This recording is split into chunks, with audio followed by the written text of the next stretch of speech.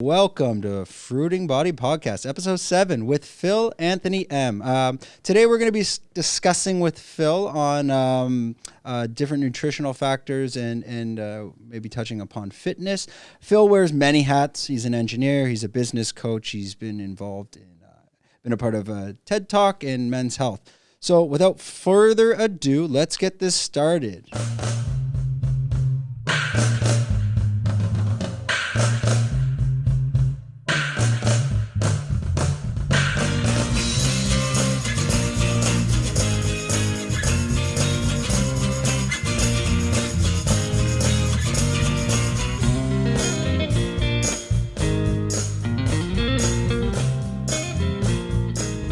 We'll get started today. First, Phil, thanks for joining us on the Fruiting Body Podcast with your host, Brendan O'Neill. My videographer keeps making me say that because I forget it. So let's just jump right into it. Phil, can you just explain a little bit about your journey and how you came from the UK and what brought you to Phuket? Yeah, so I've been in Phuket for the last 7 years, have loved it. As many of us do, we fall in love with this island life. And I came 7 years ago, actually from the Middle East, where I was a consultant and engineer for about 5 years. And before that, I was studying, working, and brought up in the UK in London. And like many people, I was in a job, a corporate job, which served many, purposes. It was a good salary. It was a good life. It was what I always wanted. And I got to the point whereby I just wanted to try new things. I wanted to test myself. I wanted to challenge myself. And so 7 years ago, I decided, probably at that point, at the peak of my career, to go, you know what? I want to jump ship and try something new.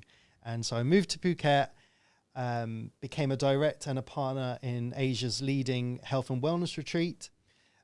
Grew that from a 7 or 8 bedroom resort to a retreat that could host about 40 to 50 people. We had celebrities, CEOs, general people that just wanted to upgrade their health and wellness. And I did that for about 4 years. And then again, I got itchy feet and decided, okay, let me start my own few businesses. Let me go into the travel space, into the health and nutrition space, into coaching. And I'm here today also continuing to experiment with other things such as blood sugar, gut health, sleep, stress. That's my new kind of passion at the moment. Okay, so you're wearing a ton of hats, or you have worn a ton of hats. Now that connection, that jump from your previous corporate gig into Phuket. Now, you were working on what specific project before making that leap? Yeah, so when I graduated, I always wanted to design buildings. I had this vision that I would design these little, I call gems, dotted around the world. That was my vision. And so from a very young age, I wanted to design stadiums because I saw them as the pinnacle of architecture and engineering. So I worked on the 2012 Olympic Stadium. I worked on some stadiums in the Middle East. I worked on some towers and megastructures in Saudi Arabia. And I was basically, just before making that leap out of engineering and consulting, I was working on, we call it the King Abdullah Financial District, which is probably about 40 skyscrapers. This is in Saudi Arabia? In Saudi, yeah. 40 skyscrapers, all, a couple of $1 billion each. And it was very rewarding. We could play, we could have fun, we could design what we wanted. And I got to a point where I thought, what's my legacy? I'm making wealthy people wealthier. I'm making big business even bigger. And I just wanted to get back down to the essence of who I wanted to be and actually help individuals. And at the same time, lead a life that was rewarding and fun and where I can constantly grow. So, yeah, at that point, I was designing towers. Okay, so at this point, you're in Saudi Arabia, and can you specifically remember, maybe, I don't want to say the date and time, but specifically when did you make that decision? You know what? I need to make a change. I need to leave this 9 to 5, and I need to go do my own thing. What was that key point? Good question. I think a lot of us have these moments where it's the trigger or the turning point, Yes. whether it's because you want to change your health or because you're burnt out or you've hit rock bottom. For me, my one was after I won an award. I was 27, I think I was 27. And up until that age, I was running towards this goal. My goal was to earn as much money as possible, to become as highly qualified as I could, to buy a house. And basically, there were all things that I didn't have when I was younger. I didn't have security and stability. I come from a council estate in North London, went to state schools my whole life. My brothers and sisters, great people, but none finished school. And so for me, I didn't quite know what I wanted, but I knew what I didn't want. I didn't want fear and scarcity. I wanted abundance and money. So once I had got to this stage in my career where I was actually being rewarded for all that hard work and hard study, I won this award, and it was Consultant of the Year. And it was across all engineering disciplines and international. And I went to this event in London, took my sister, and they were awarding an award for Consultant of the Year. And I was very shocked, but I won it. And when I won it, I had this amazing feeling. It was I was so proud, all this hard work finally paid off. But I went home to my house in London. So I flew back to London for this award ceremony, and I went back home with my sister and sat on the bed that I'd grown up in the house I'd grown up in. And I just thought, what's next? And, all this work that I'd put in to achieve, what I wanted, what I thought I wanted, I actually felt more empty than anything, because I was like, well, now I've got it.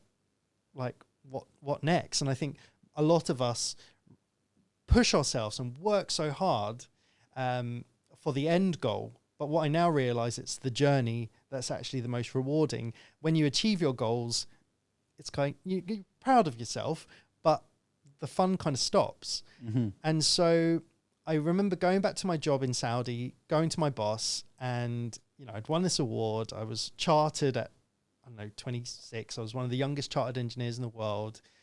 It was all good. I had great salary. Had literally nothing to complain about. But I went to my boss and I just said, I just don't feel right. And as an engineer and a consultant, we don't really talk about our feelings very much. And so he was like, well, what's wrong? I said, nothing's wrong. I just don't feel right. And this is a big thing in mental health, for example. Mm-hmm.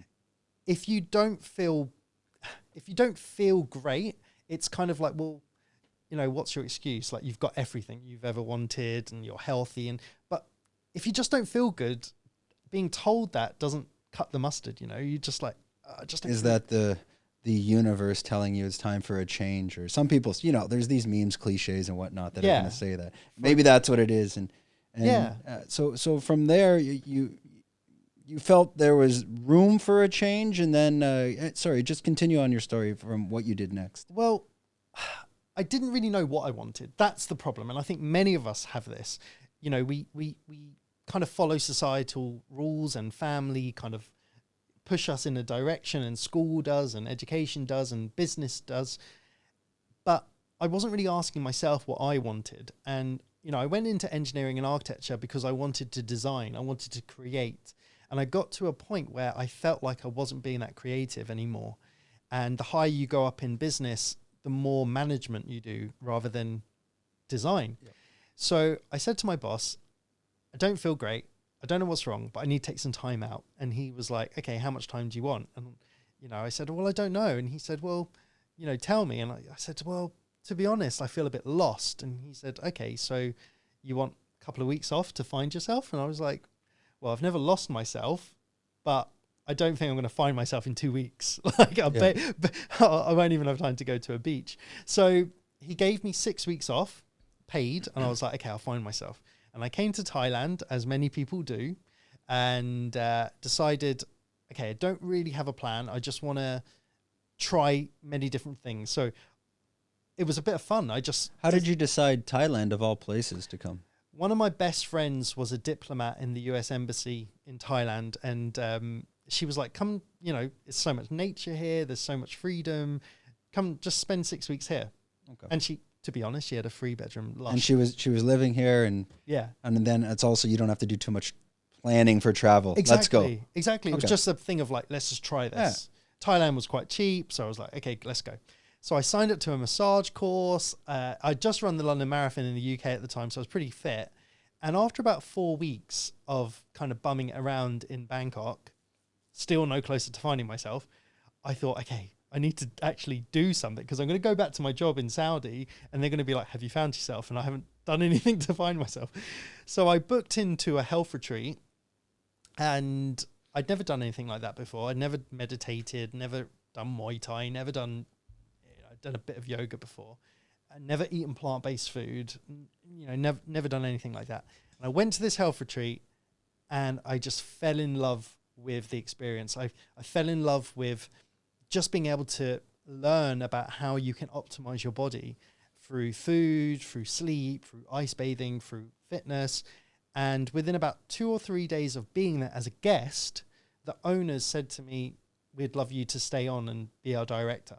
And I was like, I have no background in any of this. Mm-hmm. Like I consulted on businesses. I'd never run a business. I'd never marketed a business. I'd never had to sell to a customer. Like, what experience do I have? And they were like, oh, we just like you. We like you. And I was like, wow, I've never been told that before. And so I went back to my job in Saudi, and I just thought to myself, you know what, if I don't do this, I won't ever get this opportunity again to become a director of a business I have no experience in, and they're just trusting me. So I handed in my notice, came to Thailand, and the rest is history. Which year was that? That was 2013. 2013. And you came directly to Phuket, and you've been in Phuket ever since. Yep. And we're in the year 2021, just in case anyone 50 years from now finds this video. Yeah, it's crazy. 8 years. It's a long time. Okay, and that's kind of the stories and the journey that we're looking to gain on this podcast, because there are a lot of people in your position, I would assume, all over the world. Maybe they have an engineering background and they're looking, I don't want to be negative, for a way out, but maybe for another option. Yeah. And what would you recommend? What is that first step you need to take? What do you need to overcome to make that leap? And is that internal? And maybe you can talk a little bit about that. Yeah, it's a really good question. I think many people, especially over this period of the last year where they're reflecting on their jobs and their careers and their status at home and their health, like lots of questions coming up for people this last year. And I think the first thing is not seeing it as a leap. I think a leap sounds scary. It makes it sound like you have to have it all figured out. You have to have a real good plan, and that's great if you can have that, but many of us don't. And so we all know when you start a business, for example, whatever your plan was, it always has to adapt and change. So why not apply that to your own life? Like, if your intention is, I want to try something new, then it doesn't have to be that you quit your job and make a big leap. It could be, okay, you've got Saturday and Sunday. Could you spend 1 hour just brainstorming? The next week, could you buy a book and read it? The next week, could you watch a YouTube channel? The week after, could you listen to a podcast like this and just be inspired? And it might take a while, but just step by step, thinking to yourself, what's the next easiest, simplest, cheapest thing that I can do that allows me to explore my options? And so, I coach people now, and I coach businesses, and there's a lot of people that, come to me and they're like, I'm fed up of my job in banking. I want to become a yoga teacher. Like, I'm like, okay, this is good, not bad, but have you ever taught a yoga class? Have you even done many yoga classes? Have you ever, been on a retreat that's immersed you in yoga for a period?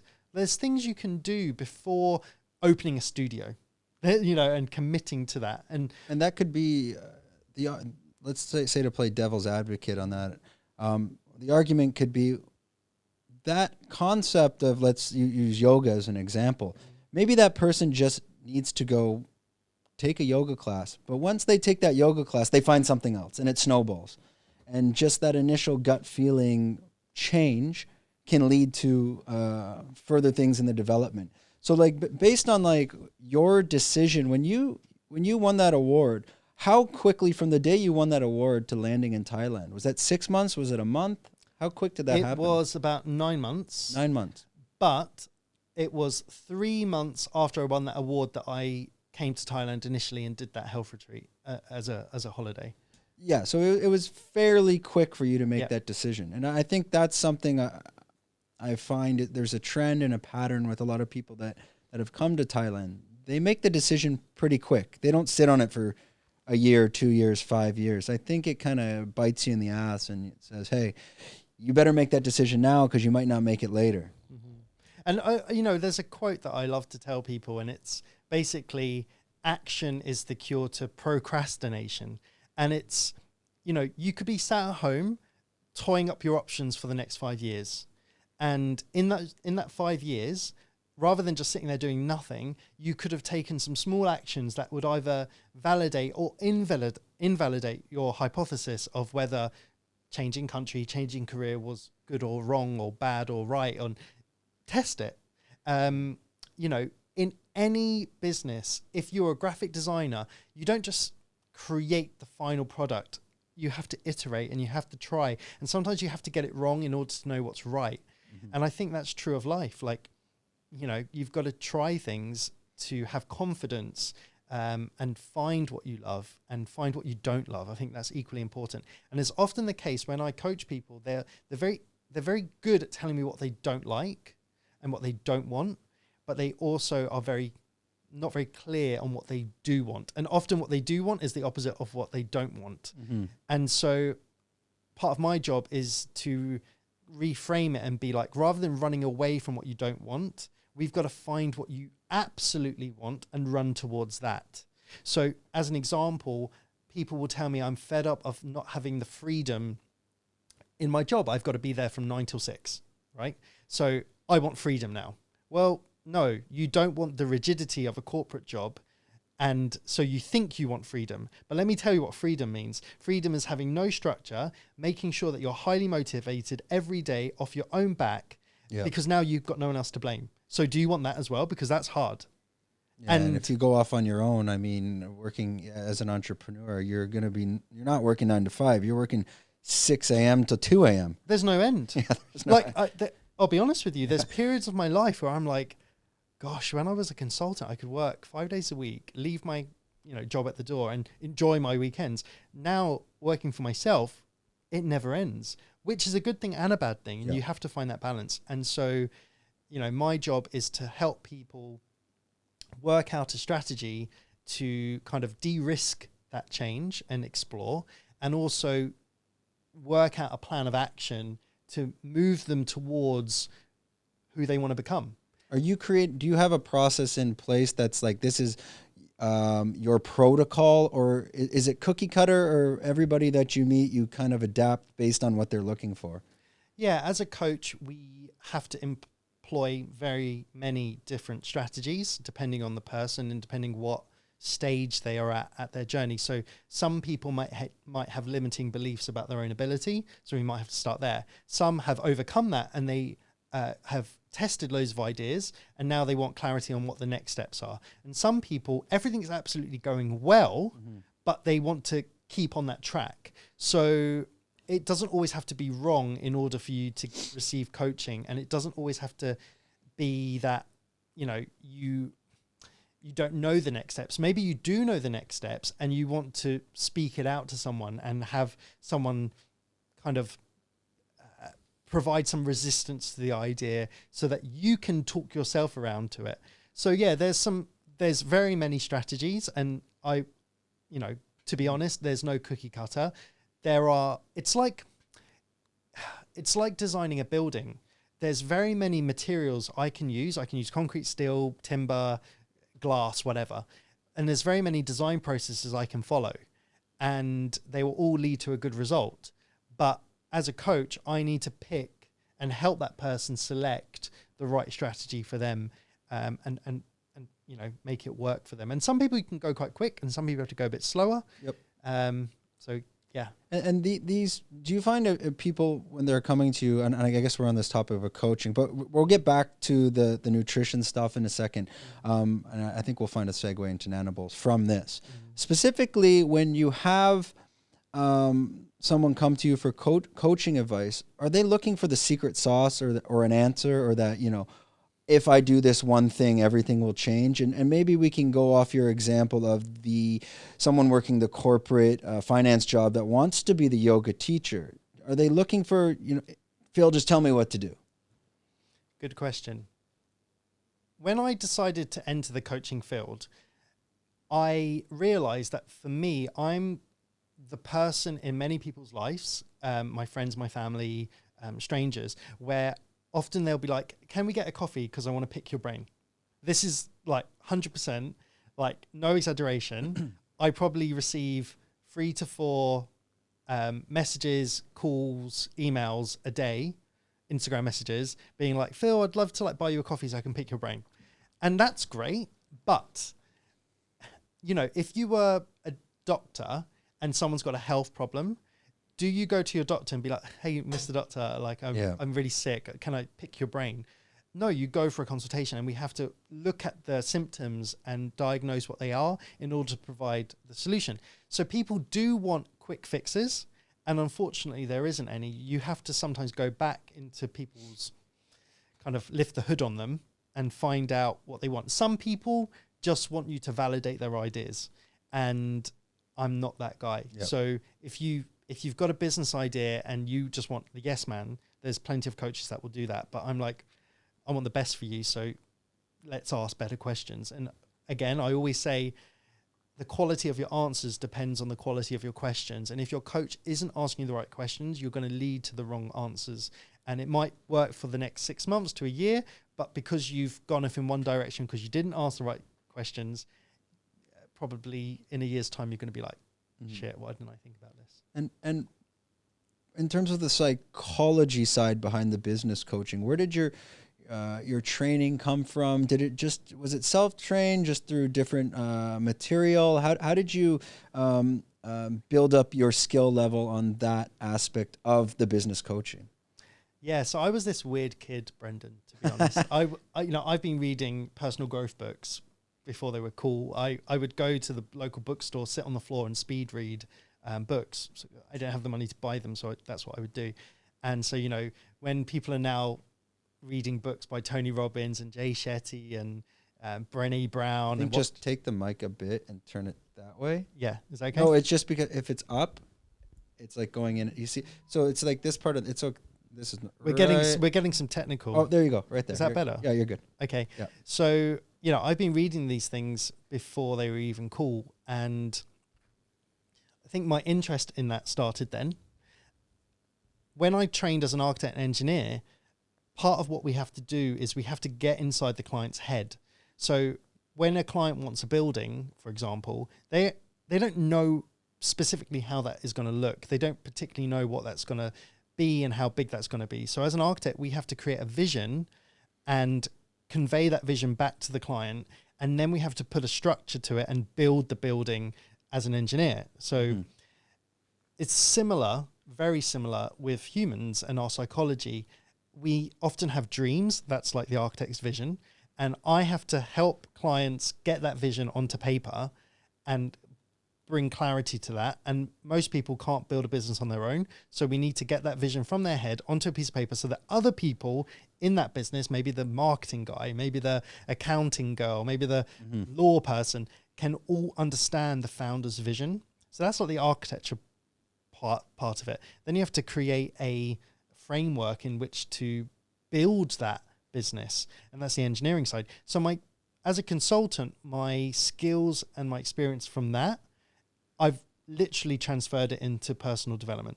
It's the same principles, because I'm like, if we use this, the same structure that these processes you're using. Yeah, it's very it can be applied to any industry that you're going into. Yeah, if you're a designer, you can design.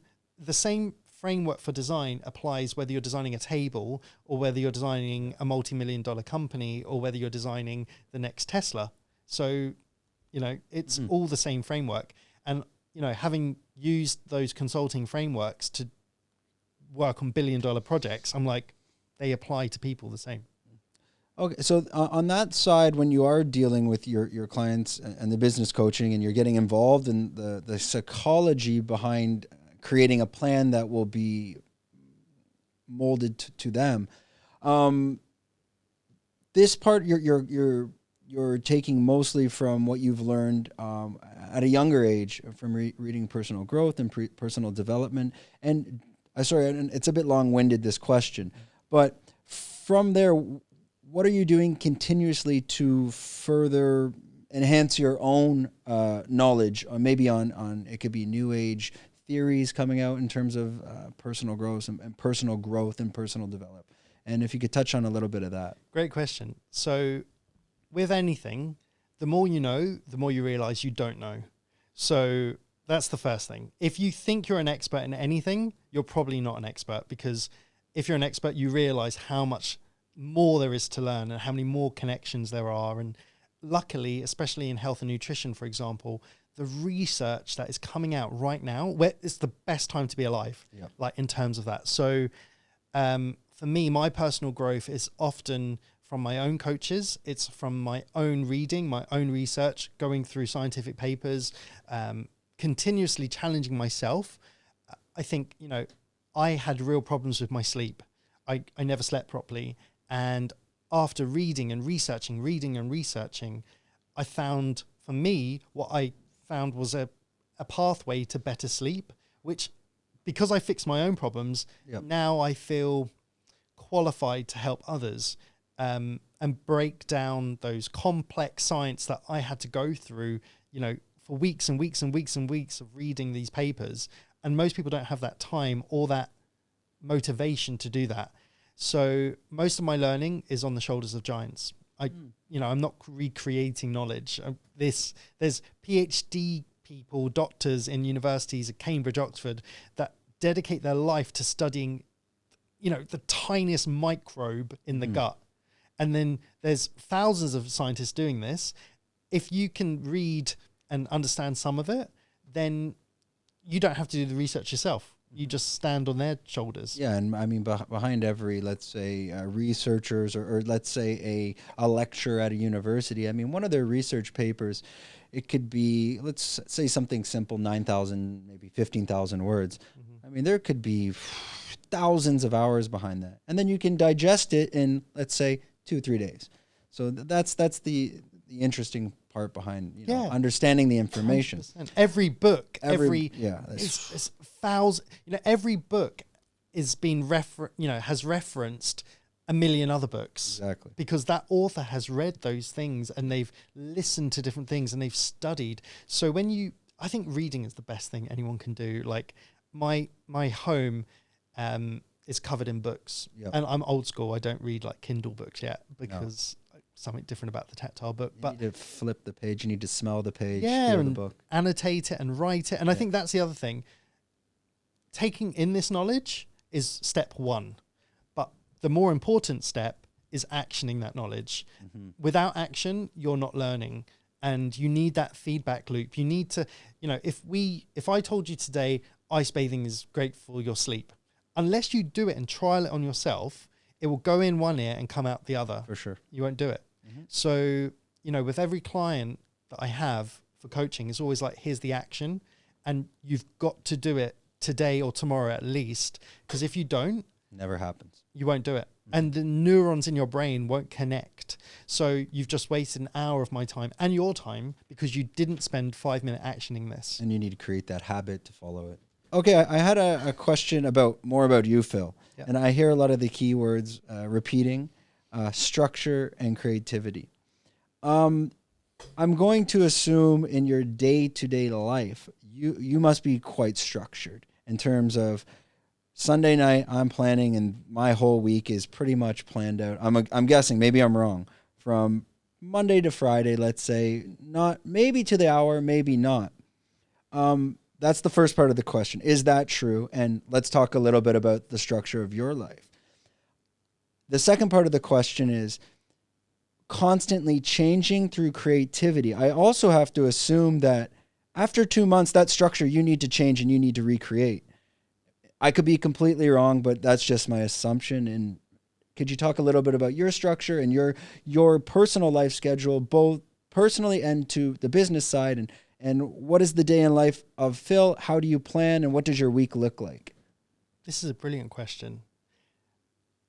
Wow. Okay, where do I start? Okay, I'm going to start with this. So everyone listening right now, if I had to give you one piece of advice that if you did this, it can change your life, like just basically listen to this and forget everything else I'm saying, because this is the best thing you can do. So when people are trying to think about what they want for their future, we say things like, I want this much money in my bank. I want this home. I want to live like this. I want this many holidays. And it's very like goal driven, but the product of the goals. And we can often be quite clear on that. And I like to change it up a bit. I say to people, okay, if in say 2 years, you could have your dream life, what would your time look like? Right? So what time would you wake up? What would you do next? What time would you eat breakfast? Who would you be with? When do you sit at a laptop? When do you have a coffee? When do you go to the gym? Like schedule out your perfect week, right? As if it's happening tomorrow, yep. Right? So you can go on Google Calendar, and Google Calendar, I love it because you can edit it super quick and put in blocks how your ideal week would be. Ideal, like no barrier to what's possible. Just do whatever feels right. So you fill that week in. Then on the next slide, do what your current calendar is. Like spend a week, recording what you actually do. Now, there's no secret. If you want the ideal life that you've just created, you have to look at where you currently are and make changes incrementally.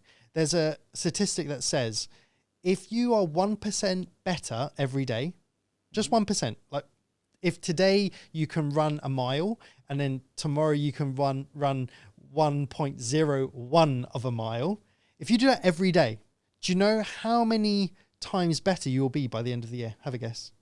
Well, 10 miles. Oh, by the end of the year. End of the year. If you're just 1% better every day. You'd be doing 30 miles a day, no?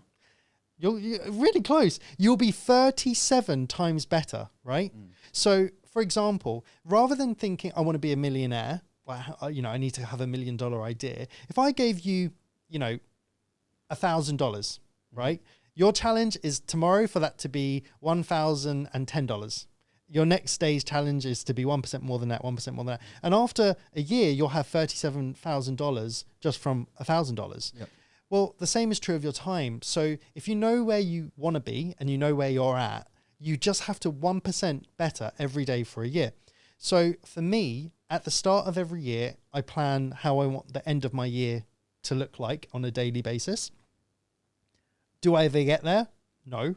Do I move towards it? Yes. Every 3 months, do I have to audit and check in on myself and be like, Phil, you thought you wanted to wake up at 7, but that doesn't work. You need to wake up early if you want to do this. You've got to constantly edit your goals and, change that. So in relation to, is my day fully structured? I try my best to live to a structure. However, is it planned out before? It's planned on a weekly basis. Yeah. It's calendared in my calendar. Are you planning out a week like on a Sunday night, or you sit down every Sunday for an hour and you plan out that week based on what you're going to do? Yes. So on a weekly basis, I will be like shopping on that day. I'll be like, you need to do these many classes in the gym. But sometimes, you've got to be reactive. On a Thursday, I'm like, I'm tired. I can't go to the gym today. I don't feel like it. So I'm responsive to that. And the next week I try to adapt the calendar again to constantly iterate and get better. The thing is, as I said, every plan needs to build in flexibility so that if you don't meet your plan, you're not like, I'm shit, I'm dumb. You don't feel depressed. Yeah, because people I see it time and time again, and coaches are the worst for putting pressure on their clients like this. They'll be like, okay, let's plan out your action plan for the year. That's too much. It's too much. Like, have some flexibility, have some intentions. The other trick that I do is I write down just a bullet point list of 20 things that I want to do that week. If I can do 1 or 2 or 3 of them, that's great. I just move the other 17 to the next week and add to that list again. And, you know, you've got to have some flexibility in there. I'm coaching my brother at the moment. Yep. And every day I set him a new tiny challenge. It will be like, for example, I'll notice he will have drank, 2 liters of water. I'm like, okay, today your new challenge is, can you drink 2.5 liters? And I never move to the next challenge until he's completed the other one.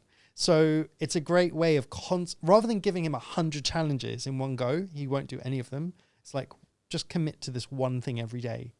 And he's learning and he's developing really quick.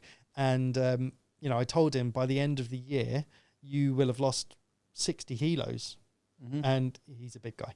So you would have lost 60 kilos. And thinking about 60 kilos, he probably wouldn't start because it's too big. But if we break it down into, can you commit to just drinking 1 liter more? Yep. Easy to do. The next day, can you eat equal amount of protein to carbs? Yeah, I can do that. Next day, can you eat 1 piece of green vegetable in your breakfast? Yes, I can. Over the course of a year, 365 little edits. Again, 37 times better. Yeah, and it's just those, like, also that the saying at, what is it, at 99 degrees Celsius, water doesn't boil, and then you add that extra degree and boom. Oh, exactly. Same concept. And it also sounds in terms, you're applying this from to time and saying, okay, every day if I increase 1% over a year is 37%. It's also kind of the principles of like understanding compound interest in finance. Exactly. Warren Buffett Yeah. says like the best thing, no matter what financial advice you have and you receive and economic understanding you have, compound interest cumulatively over time beats anything. Yes. So if we apply that to finances, why wouldn't we apply that to health? Exactly. And if we apply that to health, why wouldn't we apply that to business? And if we apply it to business, why wouldn't we apply that to our friendships? Like, it's what you do consistently over time that will make the difference. It's just not very sexy. Everyone wants these sexy goals of everyone wants, get rich quick, fast, not just in terms of money, but in terms of everything, health, personal life. They're looking for the quick reward, and It's just not attainable. And that's, do you invest in crypto, for example? No, but I'm an advocate. I've been watching it, but I could talk about that for hours. But well, not to go into that too much. Yeah. But crypto has attracted a lot of people because it's, 100 times their money increase in a year, which is great. But you also need to think, are you willing to play the long game and let that compound over time, or you just want to constantly stress of like, input, output, blah, blah, blah. So easy come, easy go is often the way. But if you can have an investment strategy whereby you've got a house, which is growing a little bit, if you've got a business, which is growing a bit, and you've got some crypto, and that, that's your bit of play and, de-risking it a bit. Great. Yeah, for me, like I watched crypto when I was at 5, and I've watched it since 2013. But to be honest, like I would rather invest in myself than something I can't control. Yeah. Which is, I think it's a much better investment. Yes. Yeah. So talking about, sorry, I just lost my train of thought. We were talking about your structure of your day, and I try to do the same too, but you lose the way. Sometimes a whole week goes by and you're like, oh, I didn't plan anything that week, and just things get out of hand. Are you quite structured in your own sense? Every Sunday I sit down, this is my plan for the week, and if I don't go to the gym, and I need to just a day to rest, like that, you won't fall into like, you won't feel upset or depressed that you did not go. How do you handle those emotions? I think the number one thing to realize is we're not robots. A factory full of machinery and robots can act to a precise timescale without fatigue, without anything being a problem. We're humans. We're affected by so many emotions, motivations, our food, other people, politics. We're affected by it all. So to have a really rigid plan and to be able to stick to that plan 100% is near enough impossible. So you kind of have to accept that. Like this year as an example, people would have had the best plans and then all of it wiped because we weren't able to travel. Our businesses were interrupted. So there needs to be flexibility.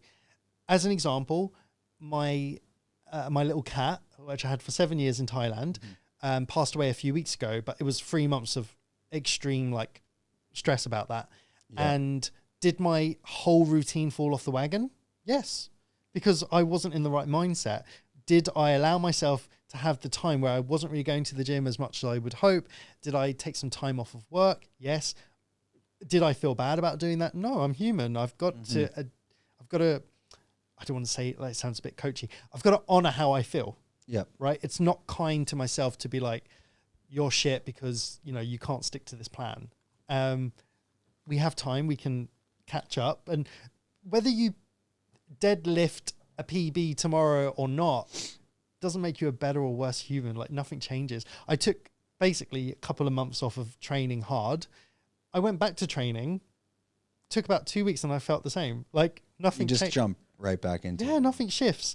Obviously, if that was paired with a lot of unhealthy decisions about eating really badly, then yeah, it probably would have affected me. But I just didn't spend time at the gym, but I also didn't eat pizza every day.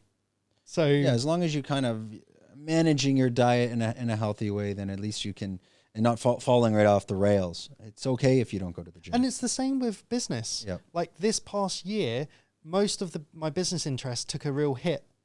But rather than fighting against that hit, I was like, actually, maybe this is an ideal time to revisit what these businesses stand for. Let me educate myself on some things that I wanted to learn that I just didn't have time. You know, the whole blood sugar element to my work, I basically created in this last year and didn't earn anything from it. But it was a time that I had to be like, right, I need to study this. And this is like my biggest passion at the moment. Yeah.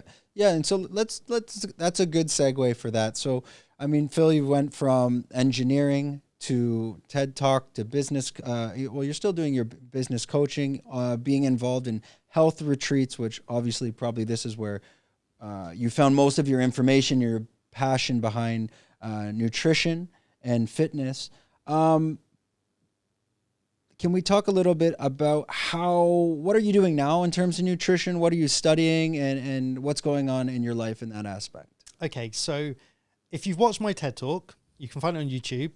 I think it's called How to Get Your Mojo Back, Phil Anthony M. You can find it on there we TEDx. Go. We'll put that right there. Yeah, TEDx that. TEDx that shit. And one of the strategies I have in that, which I share, is creating your personal vision statement, your PVS. Mm-hmm. So my personal vision statement, my guiding North Star is I help people overcome things and make things easier and better. So for me, it's my name is Phil. I help people make things easier and better, whatever that means, right? So if it's nutrition, my job is to make it easier and better for you. If it's business coaching, easier and better, always easier and better. So I started a nutrition business 4 years ago because I saw that there was a gap in the market here in Thailand for breakfasts mainly that were high protein and higher fat. So, you know, like if you're in nutrition, most nutritionists will say, like, you know, eat a high protein breakfast, stay off the carbs a little bit and make sure there's good fat and good fiber. And so when you go to a cafe, it was always like eggs and omelets and stuff like that. And nutritionists will tell people, like, don't have too much like granola, don't have too much bread. So I wanted to create a product, and that's where Nanabowls was born. Nanabowls, because I wanted that product in the morning. I wanted a meal that was high protein, high fat, high fiber, good sugars in it, good carbs, and full of vitamins and minerals to start the day. So I created that product and launched it in about 50 to 60 different hotels and restaurants on the island. And I'm super proud of that. But at the same time, the product I created 4 years ago and have launched, I now want to take this opportunity to upgrade it and be even better. My research has now told me, you know, things like adaptogens, mushrooms, different types of protein, different types of fat, different types of fiber for diversity of the gut health. You know, they all have massive parts to play. And adding this to the product portfolio. Yeah.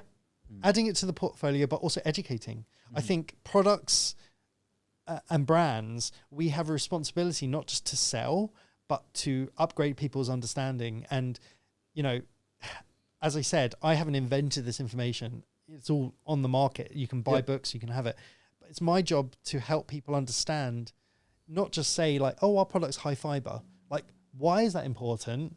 And what else can you do in your day to get more fiber? Not just eat my product all day, And what is 2.0 Nanabowls when you do make that comeback and the island opens up? Do you have a plan set in place, or is there something flexible behind that?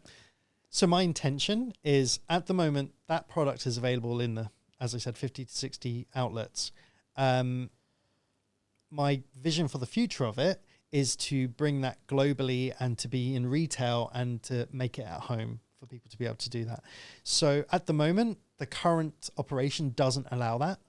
And so, if I want to have a bigger impact, it's got to be direct to consumer. It's got to be direct to retail. It's got to pair with a company that already does that. Yes. And I think that's important from a business perspective, is knowing your own limits.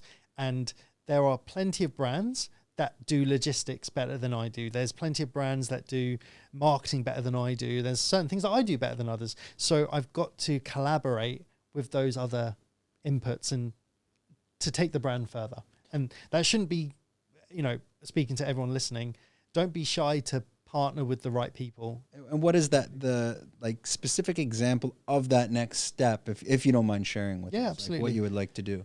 So my goal is to, along with my other businesses actually, is to go to the regions of the world such as Dubai, New Zealand, Australia, where they're a little bit behind places like California and London, and really take those products, take my programs in like blood sugar, for example, corporate coaching, and get into those markets. I want, for example, with the Nanabowls, they are frozen products and they're quite big. So at the moment, they can't be in a supermarket space because they take up too much space. So although it's a great product, it's not suitable for retail. So it's about finding a way that enables you to get, a smaller packaged product that can go direct to basically Macros and Tesco's and Asda's and all of those things, and consumers can order them really simply. So my next step is to partner with a frozen food company to bring Nanabowls direct to consumer. And is it possible for frozen foods to be purchased online on e-commerce? I'm getting into some e-commerce stuff, but then you need refrigerated storage and delivery times. There becomes some issues there. Is that even a possibility? Yeah. So from a nutrition point of view, I love frozen things. So, I was speaking to my brother about this. He's trying to get healthy, and he said to me, I never buy frozen things. And he was like saying that to me as if I should be like, oh, that's great, because frozen means unhealthy. I'm like, well, to be honest, Mark, frozen foods are often flash frozen, which means they don't have to have preservatives on them. Obviously, ultra processed frozen food is not what I'm talking about. Yep. I mean, like, vegetables, fruit, things like meats. If they're frozen, sometimes they're better. And in a way, often when you buy like salmon from Norway, do you think the salmon has like traveled from Norway all the way to the UK or America, whatever, in a fresh form? No, they've frozen it, and then when it, thawed it off slightly before it's served. So there's absolutely a way for flash freezing, and frozen transportation and logistics is a bit harder. But to be honest, pretty much half of the food chain, apart from ultra processed food, is in cold storage form. Yeah, and all the meat over here, it's frozen meat from Australia. Again, frozen fish, or at least it's on ice, that the fish, I would have to assume. Yeah. Even myself, I buy a lot of I prefer frozen raspberries. Yeah. I like to throw them in my smoothie just because, I don't know, it sweetens it up and it kind of makes it cold instead of just protein and banana. Exactly. And a lot of people will argue that the frozen logistic chain costs a lot of energy, to keep things frozen. Yeah. But I argue the point of, well, I agree, it does use up energy, but what's worse, like more fruit and vegetables and whatever that are fresh being thrown away because they don't look perfect. Yeah. Preservatives being used on them. It takes a lot of energy to also keep fresh produce fresh. So my argument of frozen products, I think is actually a great positive for kind of not wasting food. Just the only issue you do face is when you're dealing with frozen products and shipping, logistics is expensive. Yeah, because you need the right trucking. I've looked into this a little bit, and it's like 5 times the price. But it's never stopped Nestle, Kellogg's. No. All It's of these, definitely for certain products. I believe there's a lot of value behind it, because especially things like raspberry and strawberries. I mean, we get strawberries from Chiang Mai. I mean, strawberries, they don't last more than 3 or 4 days anyways. It's crazy. And if we want people to be more plant-based and eat more natural foods, then I think the frozen sector and the cold storage sector of food has a big role to play in that. And dry freezing as well, and dry products, whether it's, herbs or adaptogens, absolutely nothing wrong. We now have the data to suggest that many bacteria, microbes in frozen products, not all of them, it's not 100%, but a lot of them almost come back to life when they're then consumed. So, I think we're doing some work because we are a medicinal mushroom company, and we're doing some work on freeze drying into powder form. Yes. And the interesting concept behind that is when you freeze dry into powder form, you never break down the molecular structure, so you keep it intact. Similar to if you're buying coconut oil and it's cold pressed, or have you added heat. When you add heat, you break down the molecular structure, therefore the cell wall breaks down, and now you lose the potency or the benefits behind the product itself. We're doing that with some of our products. We actually can't talk about that part too much because it's under some agreements, especially on the freeze drying aspect. But in terms of the adaptogens, currently your product's on the market for Nanabowls. So you'll take things like strawberry, raspberry, and then you have the banana protein, and everything's mixed and ready to go. And people would purchase the bag and put it directly into their it's kind of like a smoothie bowl ready to go. Mm-hmm. Or can you explain a little bit how that works? Yeah. So at the moment, every restaurant that works with us has everything they need ready to blend. So for them, it's super easy. But as I said, going direct to consumer, there might have to be elements of that product that are removed from it that the consumer adds in during the process.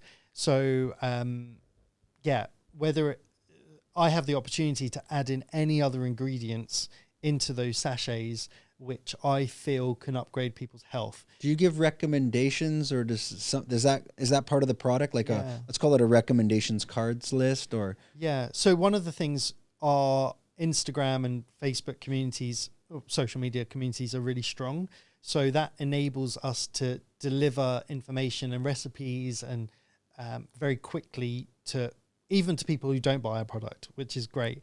So, you kind of use the marketing not just to sell your product, but to educate people on other decisions they make. So, I don't just want to be like, our product contains adaptogens. I want people to go, oh, adaptogens, maybe I could add that into my dinner. I could buy that product. I could buy that pill, probiotics, prebiotics, medicinal mushrooms, herbs. There's so much. Here's the thing. There's so much more to nutrition than just macros and calories. Yes. There's so much more. And when people understand this, it can blow their mind. Do you stand behind the school of thought? And I think this can be, and all my questions are long-winded for the record. Do you stand behind the school of thought, especially for Thailand, where food is our medicine? And what are your thoughts behind that? Yeah. So, let's flip the question.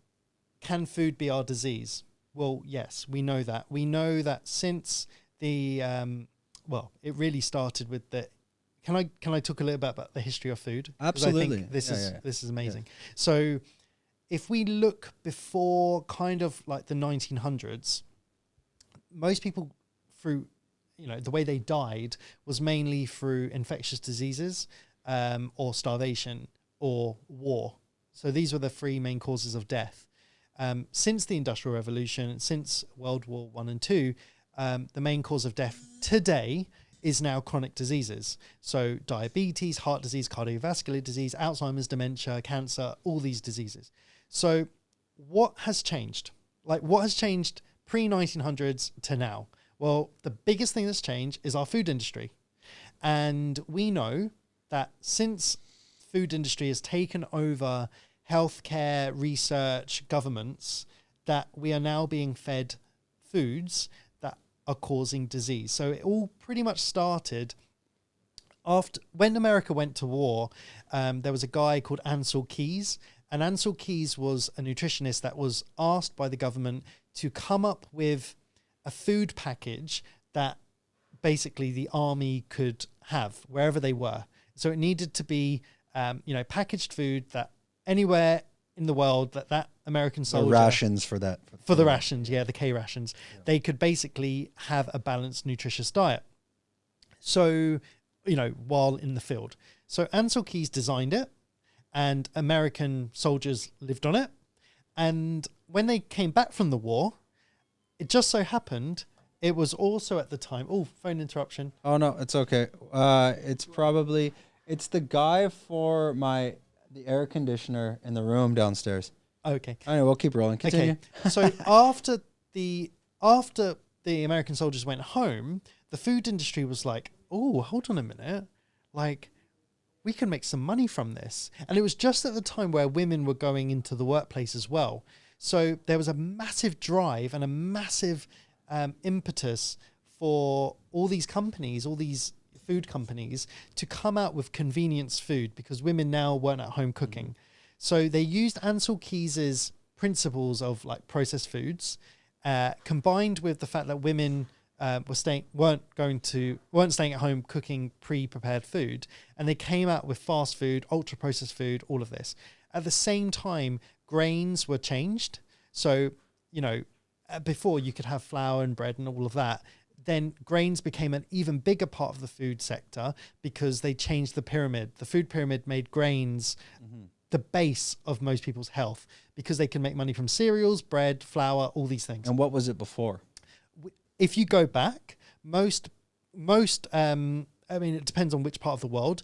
For example, Scandinavia would be quite different from like Africa, but most of us had a very high plant-based diet.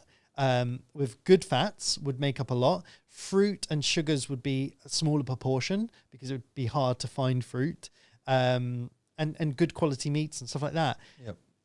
So the biggest changes happened when there's basically four things.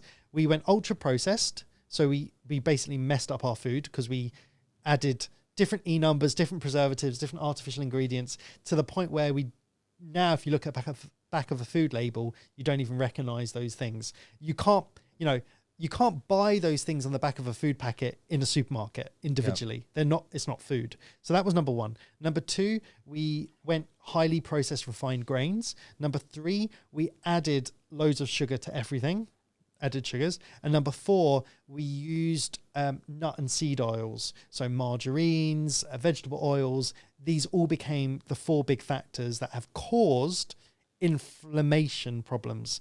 And inflammation is the root of most chronic disease. So when people talk about Alzheimer's or dementia, which is a problem in the brain, people kind of accept that, okay, it's a problem, we've just got it, it's bad genetics. No, in dementia and Alzheimer's are inflammatory problems, because inflammation is basically decaying the nerves and cells in your body, and the brain is the most sensitive. So have you ever been on like a day where you forgot to eat breakfast, right? Like you forget to eat. Yep.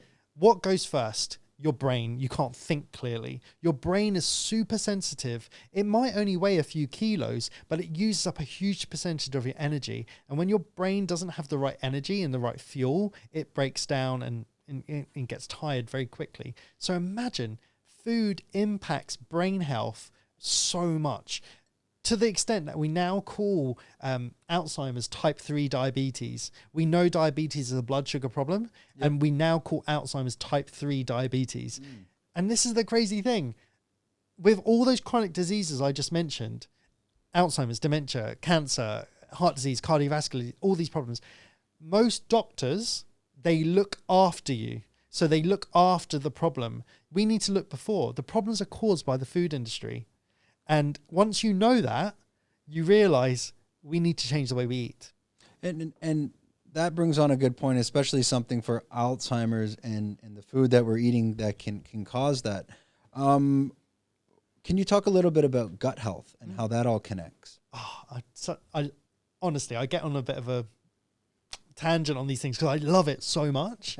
And the amount that isn't shared with the wider population, I think, is incredible. So health is really interlinked. So when we talk about food, and I just mentioned like the link between the brain, well, everything you consume has to go through your gut. Your gut is basically from your mouth, your teeth and your tongue and your throat and your stomach and your intestines all the way out to your bum. Yep. So the gut, when we talk about gut health, we have to ask ourselves, like, certain foods promote gut health, certain foods destroy our gut, right? But we want a healthy gut because we want to break down the food properly so we can absorb it, number one, but also because within our gut are something called microbes, and microbes are our bacteria, good and bad, right? So the whole, you know, when a spaceship goes to another planet, and it's like, oh, we want to see signs of life. Mm-hmm. Well, they're not looking for a lion or an alien. They're looking for microbes. They're looking to see if there's these things that are moving around in a cellular level that have basically created life, if you believe in evolution. Yep. So when we talk about gut health, what is the gut? The gut is like your garden. It has good bacteria, bad bacteria. Good bacteria in a garden are like flowers, and bad bacteria are like weeds. So if you were having a garden and you wanted a good garden, you want loads of nice flowers, diverse, lots of different colors, sizes, shapes, and you want to minimize weeds, and you want really nice soil. So when we talk about gut health, you want loads of good bacteria, the flowers, you want less bad bacteria, not zero, you want less bad bacteria, and we want really good soil or gut lining and a good environment for that to thrive. So what does good gut health mean? It means having a diverse range of good and bad bacteria, about 80-20 good. So you do want some bad bacteria, you don't want zero. Why would you want bad bacteria? What role does it play? Oh, so bad bacteria is actually... I mean, the question meaning, what positive role does bad bacteria play on gut? Yeah. So, yeah, it's a really good question. Bad bacteria is what basically, the way to think about it, without bad bacteria, you won't destroy some of the bad cells. Okay. So the bad bacteria kind of like clears the dead wood. So imagine if you had the forest, a garden. If you didn't have bad bacteria, you didn't have some weeds in there, then you wouldn't be able to get rid of the trash in your gut. Similar as the mushroom. It's decaying Yeah, you want some. You need to decay to then replenish and make your soil more nutrient rich. It's like inflammation. Yeah. Inflammation isn't good or bad. Too much inflammation is bad. Too little inflammation is also bad. You want it just right. It's like Goldilocks. Yeah. Because inflammation, for example, if I hit my wrist on something and bash it on the side, it swells up. It's inflamed. Inflammation isn't the problem. It's there to help you. Water is sent to the scene to cool inflammation down, inflame, on fire. So water comes to the wrist, swells up, and it's healing you for a process of like cytokines and things like that and bringing the white blood cells to kind of clear the inflammation. So inflammation isn't necessarily bad, and it's the same in your gut. You shouldn't have zero inflammation in your gut. You should be a little bit inflamed to get rid of the dead stuff and heal you. But it's when we're overly inflamed that it's a problem. And the problem is chronic inflammation. Chronic means that it's not one-off. It's there forever. Not there forever. It's there long-term. Mm-hmm. So it's even in fitness. If you train every day and you are inflamed every day massively, it's like being chronically inflamed. So you need rest. If someone came to you with chronic inflammation in the gut, what would you recommend to them that they should do first? Okay, so you, as a coach, you have to look at all the inputs of why they could be inflamed. So things that inflame: diet, as I mentioned, oil, sugar, processed foods and all that. So you might look at that first. Equally, lack of gut diversity. You don't have enough good bacteria and not enough diverse, and you've got too much bad bacteria. So you would look to heal that.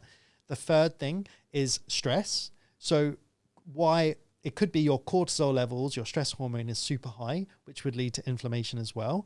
It could be that your hormones, because your hormones are like the staff of your body. They control how your body responds. Correct. So it could be that your hormones aren't working as they should. You might have a thyroid problem.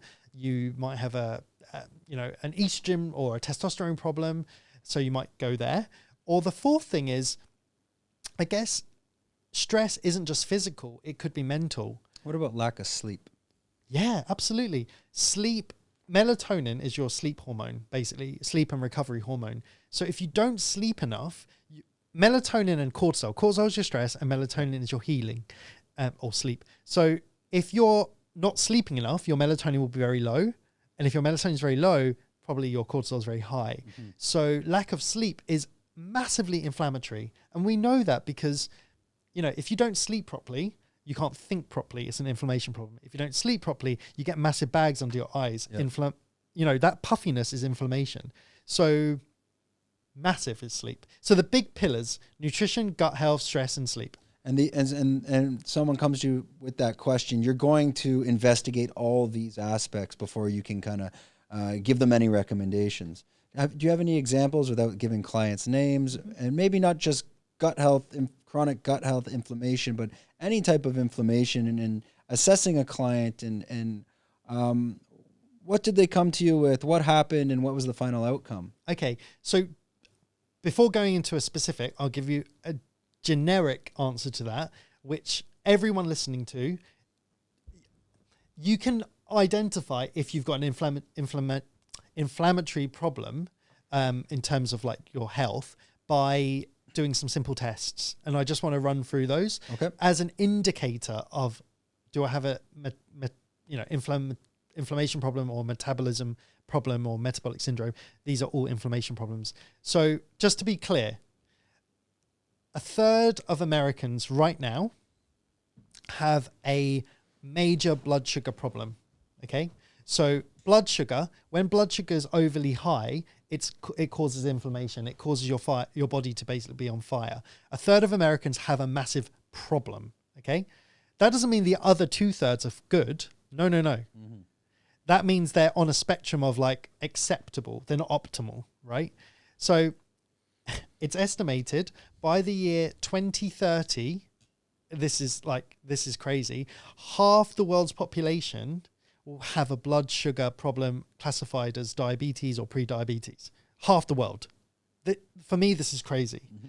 So how can we test ourselves to see how good our metabolism is controlling our blood sugar? Well, there's 5 tests, and 3 of them you can do at home, and 2 of them you can go to a doctor tomorrow and get them tested. So number 1, have you seen a diabetic person just have a blood sugar prick? Yeah, with the checking your insulin levels. Yeah, so they check their blood sugar, and if their blood sugar is overly high, it means that their insulin isn't working effectively. Yep. So the first thing is to test your fasted blood sugar. Number 1, you can buy that pen; it's really cheap. Number 2, you can check your overall weight. If you're over a certain kind of like circumference in your waist, it's an indicator that you're carrying too much weight, which is a metabolic problem. You can check your blood pressure, because your blood pressure, if your blood pressure is high, it means that your body is working really hard to pump blood around. So that's the third. All of those 3 things you can do at home. Mm-hmm. Number 4 is to check your cholesterol, and number 5 is to check your triglycerides.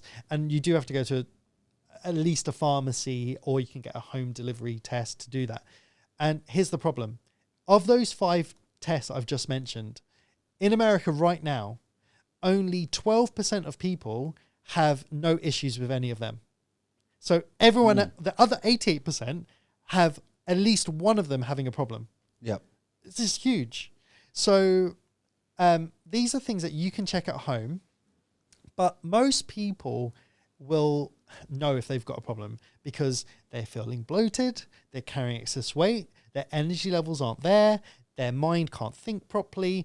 I would say the vast majority of people, as I've proved by those statistics, have an inflammation and metabolic problem.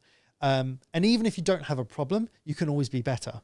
So we've got to the stage in healthcare where the ranges that your doctor are telling you are acceptable are so big.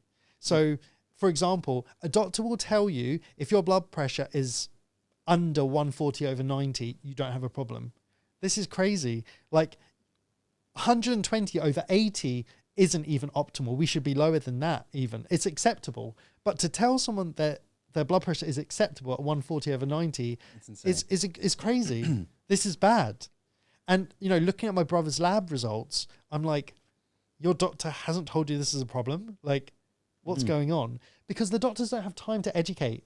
They just give you some drugs. They'll give you some, whatever. They're just looking for a quick, get you in, get you out, and here's your answer. Good luck. Exactly. So the first thing that we need to do is identify the problem, but then also track progress. So the great thing is all those metrics I just told you, these are metrics that you can, 3 of them you can check at home, and 2 of them you can go to a doctor. So those 3, the first 3, blood sugar, blood pressure and weight, require 3 bits of equipment that you can in total buy for about £50. And then you can find those acceptable biomarkers online, or where can they find that information? Well, not to plug myself, but you can contact me and I'll give you them. Okay. Because again, acceptable, if you go to a doctor, he will tell you things are acceptable when they're overly high rather than optimal. Acceptable isn't optimal. What, do you think that has any relation with doctors connected to the pharmaceutical industry to give their benchmarks of acceptability? Yes, 100%. Because that was a rhetoric question. If you think about it, number one, this is the problem. There's a vested interest in keeping us non-optimal. Healthcare is a massive industry, and even if you speak to a doctor, I think a lot of doctors go into medicine for the right intentions, and nurses. I think they're not there to make loads of money. Like, they can make more money studying other things and going into banking. So they go with the right intentions. But if you ask a doctor how many days they have in training for nutrition or gut health or sleep, it's days. Not weeks, not years, not months, days. So when you go to a doctor and ask for help, a family doctor, your generalist, GP, yeah, they're not that educated in nutrition. So, you know, they're very quick to be like, you know, eat less, move more. Yeah. Watch your calories. You know, for example, the food pyramid, which says to go low saturated fat, to eat grains, blah, blah, blah, eat your 5 a day, whatever. These have caused problems. So, you know, the fact that my brother said to me, oh yeah, I don't eat butter. I was like, why not? And he's like, because it's bad for you, isn't it? And I was like, why is it bad? And he's like, oh, it's got saturated fats. I'm like, okay, what do you eat instead? He's like, margarine. What's it called? I can't believe it's not butter he eats. I'm like, do you know what margarine is? It's vegetable oil. Processed. So I'm like, please don't like throw it out now. Go to, like, if you eat dairy, go and buy good butter, New Zealand grass-fed butter, and that's good for your health. And he's like, really? And then my sister-in-law's using rapeseed oil to cook all their meats in and stuff. And she was like, oh, it's better than vegetable oil, isn't it? I was like, rapeseed oil is a seed oil. Vegetable oil is a seed oil. It's the same thing, just renamed. Canola oil, people think that's good. So why are these seed oils bad for you? Yes, so seed oils are inflammatory. Basically, they're high in omega-6s. Omega-3s are healing. Omega-6s are inflammatory. That doesn't mean don't have any omega-6s. As I said, some inflammation is good. But the process and the amount that we have is over the limit. So in prehistoric time, not prehistoric, even 100 years ago, it doesn't have to be that long ago, we would kind of have a ratio maybe like, 1 to 3 or maybe 1 to 10 within that range. Omega-3 to omega-6. Yeah. Now it's like for some people can be like 1 to 50. And if your diet is heavily, of grains, bread, cereals, rice, And vegetable oils. and vegetable oils. Yeah. And if you look at every processed food, they are not using things like avocado oil, coconut oil, olive oil. They're using seed oils because they're cheap and they stay, what's the word? You can put them under high temperatures without them going burning. Okay. So quickest thing you can do to help your health is to remove processed food or reduce processed foods, seed oils, sugar, and what grains. about olive oils?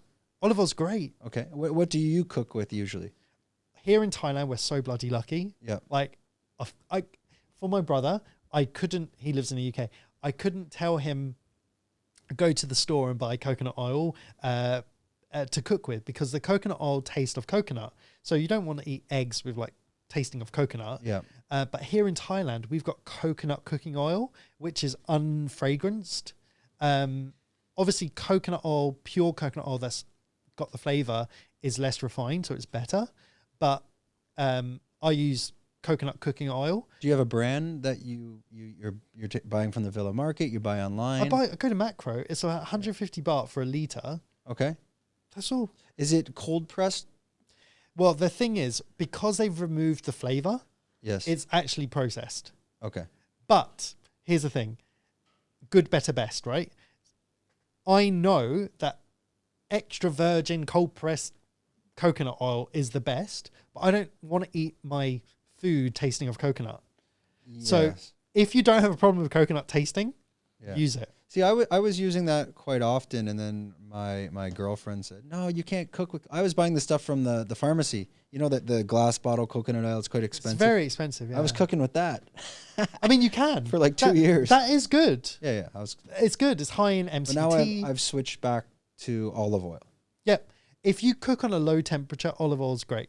The problem with olive oil, it burns at a low temperature. And then that becomes carcinogenic? Well, it means that you're basically burning, which ends up kind of taking the good stuff out of the oil. So it's not great. Yeah, I try to stay. You don't want to go past that oil smoking point. So olive oil, it's good for most things. Look, the way I cook, coconut oil is for cooking, olive oil is for dressing. Okay. So I don't heat my olive oil. Oh, okay. As a rule. Yeah, I try to keep because I'm cooking. Are you cooking with gas at home or? Yeah, same. So it can get hot really quick. And that's why I use coconut oil. Yeah, because it doesn't burn. Doesn't burn. It's same. I was using that for about two to 3 years, and then I switched back to olive. Yeah. So so in answer to your initial question, gut health, those 4 things combined with not stressing your body too much and sleeping more, and then comes like specific things you can do for your gut, like probiotics, adaptogens, gut healers, bone broth, collagen, all these other things come in. But yeah, I think the big 4 is the food. If you do that, you can get rid of most of the problems. And then the other things like probiotics and prebiotics and adaptogens and mushrooms and all of that, once you've cleared the slate, these things can really benefit. And I think for... you said you'll be adding adaptogens to Nanabowls. I don't think a lot of people even understand what I understand, but I'll allow you to explain. What is an adaptogen? So as I mentioned before, a lot of attention went on macronutrients previously, protein, fats, carbs, all of that. So that's not a bad thing to pay attention to. We should. But then there's a whole host of other micronutrients, vitamins, minerals, probiotics, bacteria, adaptogens, herbs that also contain a lot of information, but they're needed on a micro level. That's why they're called macronutrients, because you need more of them, and micronutrients, you need them in less amounts, right? If you eat a whole food plant-based diet, you are probably getting quite a good spectrum of those micronutrients. The problem is most of us aren't. So that's where things like adaptogens that you take, whether it's mushrooms or whether it's herbs, different superfoods, different powders, antioxidants and stuff, can really benefit. Ideally, we wouldn't have to, but because we're so far removed, we do. in my opinion. And what about yourself? Are you taking any specific adaptogens? I mean, before you answer that, like myself, I've changed my diet in the morning to pretty much an adaptogen smoothie. Oh, what do you put? Oh God, chia seed, flaxseed, lion's mane, reishi, chaga, pretty much all of our mushroom powders, coconut oil. I'll put a banana, a cup of raspberry, then some protein powder, which I know it's not good. No, protein powder can be good. It's whey powder. What else do I throw in you put there? a lot. Maca powder, spirulina, BCAA, glutamine. So I kind of make like an adaptogen smoothie. Yeah. And then I just have pretty much that, which is about 2 big glasses. And I fry 3 eggs and a tomato. And that's brilliant. That's it. It's a great breakfast. Till dinner. So I think like adaptogens in terms of herbs and spices and roots and mushrooms, like I think this is the future. And what are you taking? So I take maca. Same. What else do I take? I take spirulina, chlorella, ginger, cinnamon, different herbs like thyme. So I have this mix. Have you heard of za'atar? No. It's an Arabic kind of mixed spice. Literally, I put on everything. It's the best thing. I can't. Sumac is another herb. Essentially, I just tell people cook with people used to buy like Uncle Ben's sauces and curry sauces and stuff. I'm like, don't do that. Don't eat your calories like that. It's not good. Get olive oil and mix it with all these spices that we've been mentioning, and make your own sauces. Make your own marinades. Make your own start with that as a base. Like mayonnaise is not, or tomato ketchup, unless you're making it from scratch, is not what you should be using. No. So yeah, as I said, I like to get most of my nutrition from real food because I want to feel full up. So it's only often when I'm kind of not feeling at my best, maybe cognitively or maybe immunity based, that I start like having these supplements independently of food. I haven't done any research into this, but I had a guy that I was working with before when I go in and out of these adaptogen smoothies, just so I'm not eating too heavy in the morning. Is there any research out there or studies in there? If you just take all your adaptogens, you throw it in this smoothie blender, that one cancels out the other, or is it okay to kind of take it all in? The problem is most research has been led by multinationals such as Coca and Nestle, for their own interests. In terms of research for things like spirulina, chlorella, maca, mushrooms even, CBD, all of these things, they're very underfunded. So in terms, I need to be honest, the level of science that supports all of these products is pretty low. Yeah, there's no research out there. Because it's not funded. It doesn't make much money. Yep. It's not supported the same as processed foods are. So in terms of the research, it's pretty sporadic, but I say become your own biohacker, like test it on yourself. If you feel better, test it and it's probably working. There's not much research into these products. Yeah, I don't know the research. It doesn't exist. It's not out there, but I'm just assuming that, like, for example, I'll throw like turmeric into my morning smoothie. The raspberry, banana, and whey protein destroys all that bitter taste. So it's okay because it's sugary.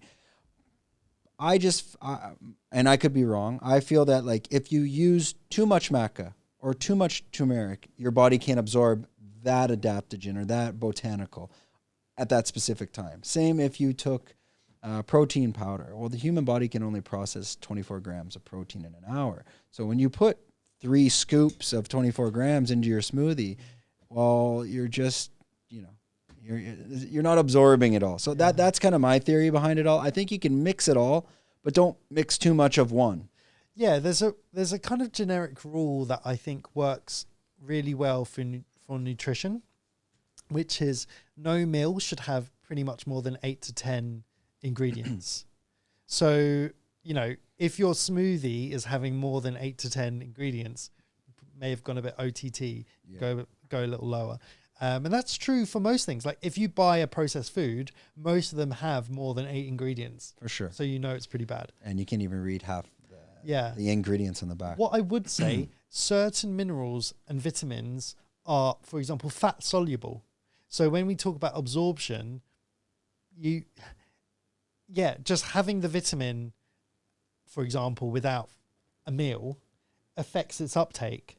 So, you could argue that, as you said, overdoing something and not having something else or whatever could affect its, potency or how efficient it is. And that's definitely true. And on the vitamin conversation, things like, let's say your Blackmore's, it's a famous brand. So like Blackmore's vitamin C, vitamin B. Do we need to be taking these before meals, after meals? And what are your thoughts on like these? Essentially, there are corporations, companies like Blackmore's in terms of the quality of their vitamins. How do you stand behind that? Do you have specific vitamin brands that you take? So the first thing is, unless you're a vegan or follow a really strict plant-based diet, I mean, maybe a little low on, for example, B12. Okay. I think you've got to start where you're at and look at what your mineral and vitamin uptake is. And you can just go on www.chronometer.com. I think it's a .com. And you can use the software for free. You can plug in 3 days of what you eat and drink, and it will come up with how your vitamins and minerals, as well as your macros, are on the scale. So once you've done that, you can then identify whether you need minerals or vitamins externally or in addition. Ideally, you would get it from food. I think food is... You don't need to supplement. If you've got it, Okay. If you're living in somewhere where you can't get that diverse food, take a multivitamin, take a supplement. And yourself, are you? I don't take any. You vegetarian, vegan? Are you eating whatever? Or? I'm pretty plant-based, so about 80 to 90% of what I eat is... Flexitarian. Yeah, I mean, well, the word I use? I'm a nutritarian. Okay. Because I don't feel... If you're a vegan, for example, because of ethical reasons, I think that's great. Like that you're vegan for ethical reasons. But to say vegan as a diet or paleo as a diet or high calorie or Atkins or keto, I don't think these terms are helpful. I think they're quite polarizing. And when you don't stick to it, you feel bad and blah, blah, blah, blah, blah. I think being a nutritarian and saying I eat a diet full of nutrients across any of those diets is true. So, keto doesn't say that you have to eat a diverse range of nutrients. Atkins doesn't say that. Weight Watchers doesn't. Calorie counting doesn't. If you say you're a nutritarian, nutrients quality, food quality comes first. Then looking at how it's broken down into different macros and micros makes sense. So I'm a nutritarian. I love nutrients. Yeah, and I think it is about balance and whatever not just applying that to your nutritional daily life, but I mean, that can be applied to your sleep, to your work, to your relationships. Balance is key. Would you agree with that? I mean, it's... Yeah, 100%. And I think, if you, for example, going to nutrition, if you've got lots of nutrients in your body, when you have a meal or a snack or a treat or whatever you term it that isn't high in nutrients and actually has anti-nutrients, i.e. chemicals, toxins, preservatives, your body will be better able to deal with that.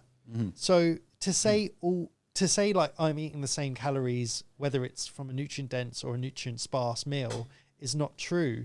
Like if you are going to eat those cheesecakes and fish and chips or battered things, if you eat it in addition to all those other nutrients, your body's going to respond differently versus only eating that processed food, even if the calories are the same.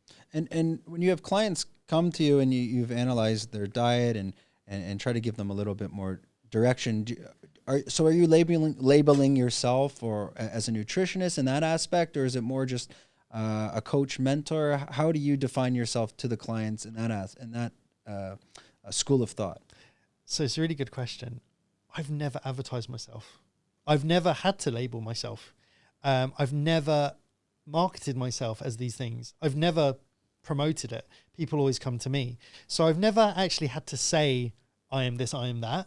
I'm like, what's your problem? And the entry platform might be stress. It might be sleep. It might be that you don't have a plan. It might be nutrition. And, you know, the results speak for themselves. So I've never had to say that. For example, do you know that you can call yourself a nutritionist after a 2-day course? For sure. Or a nutrition coach. And, you know, I feel like people hide behind their qualification or certifications when they're actually like, you know, I'm a certified life coach. Have you lived? Like, have you had experiences? You know, or, you know, I'm a qualified nutrition coach and I've done a 2-day course that cost 100 quid. Yeah. Like, have you experimented with all these diets? How many lives have you changed? How many people have you adjusted and got the results? So, you know, for me, nutrition is really important, but as part of the whole health conversation, in isolation, I feel it's a big part, but it's not the only part. You've got to change nutrition, then change sleep, then change fitness, then change movement, then change stress, then come back to nutrition. It's a giant wheel of there's many pieces of the pie there. Yeah, like similar with a business. You would never go, okay, your business's problem is marketing. I'm only going to help your marketing. This is the only problem. You're like, okay, adjust marketing. Then you're going to go, okay, adjust branding. And then you're going to go adjust product. And then you're going to go adjust retail. Like, you're going to adjust all of them, turning them bit by bit. Yep. Until it all works. And what about for yourself? What is your ideal or go-to cheat meal? Because we all have to have a cheat meal, even if it is preservatives or you know, some garbage. Of course, we're human. Right. Sometimes I've got a sweet tooth, and I love, like, you know, brownies and you know, ice cream sandwiches and cheesecake. I love that.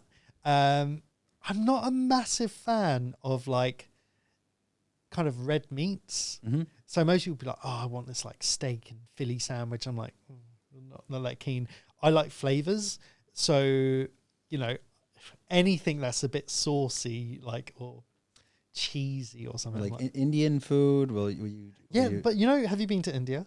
I've been to Sri Lanka. So. Okay. So you would know from Sri Lanka, the foods that they eat in Sri Lanka and India, like local ones, they are really heavy on spices. Yeah. They're not that heavy on sauces. It's true. Yes. So, and if they do use sauces, they're very flavoursome, so you don't need much. And we've kind of, like the UK and American places, we kind of bastardized Indian food to make it... It's quite creamy now. Yeah, and that just makes me feel shit. I just feel like bloated. I feel sick. Yeah, I need these creams. Yeah, but yeah, I love herbs and spices. Like, yeah, I just love it. That's why I love Arabic food, love Indian food, but the flavoursome stuff. Yeah, same. But it's hard to find it in Phuket. These foods that haven't been bastardized. I mean, because it's kind of built for the tourist tongue, right? So. Yeah, but yeah, pizzas as well. Like, that's my go-to. Pizza, and Burger King is bad. Burger King. Yeah, don't ask. Rendered. It's so, not like once every month or 2 months. I went on a stretch which was like maybe once a week for like a month or 2 months. Okay. But then I go, all right, that's enough. But I find it's the better shitty food of the shitty foods. But when you have like a good burger somewhere, I know. It tastes so much better than a burger. Well, I'll order it on Food Panda because I'm guilty, so I don't want to go out. And then it just arrives. Oh. Just grab your bag and run in. But no, I diverged away from that as well. Yeah. I wanted to jump back on one point you're talking about, especially in terms of these superfoods, let's call them, adaptogens and whatnot. I totally agree with that as well, because we are doing the medicinal mushrooms. We've done a lot of research into that, and there's a huge war in our world of people who are selling what's called mycelium on grain. I might have explained this to you before, but maybe not for the listeners. So yeah, let's clip that. But there is a war there where you get companies that are selling mycelium on grain, which essentially is you take a substrate like brown rice. Brown rice is the substrate, brown rice flour. You inoculate it with whatever mushroom strain you're trying to grow, let's say lion's mane. You then take that and you're attempting to grow the mushroom into the fruiting body. However, what happens is, because in the USA, it's very expensive to harvest mushrooms, because for mushrooms, it's one of the only, let's call it a vegetable, that you have to hand pick, because they grow in different shapes and sizes. Even to this day, you cannot harvest mushrooms with machines. Has to be hand picked. That's why it's expensive. So these companies that will sell you these medicines, let's call them, or these adaptogens, they'll sell a product called Mycelium on grain. And all they're doing is they're taking that substrate of brown rice flour, they've inoculated it, and the mycelium starts to grow. And from that, you get this network of neurons, and it's basically what looks like a white fungus starting to appear. However, in the mushroom's life cycle, at no point does the mushroom even pin or begin to grow into a fruiting body. These companies in the USA will take that brown flour and throw it through a processing machine and turn that into the pill. Well, and then they sell you that, and you take that as your herbal medicine of mushrooms. Well, guess what you're taking? You're taking brown rice flour. That's pretty much what 99% of it is. So other companies like our company, and that's why we've called ourselves Fruiting Body, is because we're dealing with farms and processing plants that actually grow the full form of the mushroom. We will process that using a freeze drying technique that can then break it down into a powder, and we use dual extraction processes depending on the mushroom. Let's say for reishi, for example, we'll use an alcohol extraction and a water extraction, because you're trying to pull things out of it, such as your beta-glucans, 3,6, and also things like your triterpenes, which specifically comes from things like reishi. But in that whole process back on the mycelium and grain side, they are not using these dual extraction processes. They'll grow the reishi, take the substrate, powder it all, and put it in a pill and sell it to you.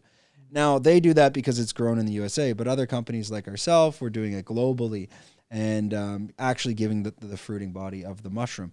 And the whole point of that conversation was to explain, we have these wars between mycelium grain and fruiting body, because one will say they're better than the other, and they can do that. Why? Because the research doesn't exist.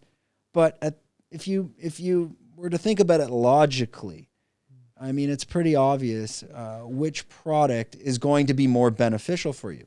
And that's, as we've done this research more into the mushroom side, and I haven't jumped into the other botanicals like your macas and even your turmerics, I assume that in all those industries of your macas and turmerics and spirulinas, who knows the quality that you're getting from there, depending on who you're buying from. And that kind of concerns me as well. And where is the research behind that? How do we set benchmarks and biomarkers on products like spirulina? How do we know what quality is better and what we're taking? Because at the end of the day, we end up buying those products from corporations as well, not from smaller companies that are putting their money into the quality itself. Yeah. So that's kind of my spiel on that. Yeah, it's at the end of the day, it's really difficult, because quality is quite hard to kind of put on a scale. You know, it's easy when you think of like a car brand or something, or, you know, when you can see a physical product and you kind of have a relationship with that product, and you'd be like, oh, this phone feels and looks and functions better. But with nutrition, a lot of it's going on inside, so you can't see how good or bad quality affects you. But we do know that if we take meat, for example, like sausage, like pork meat, that's all highly processed and like squidged into something that doesn't really even look like meat, a hot dog, for example, versus, you know, a slab of, you know, grass-fed beef or whatnot. Like, we can see the difference in quality and we can feel the difference in quality.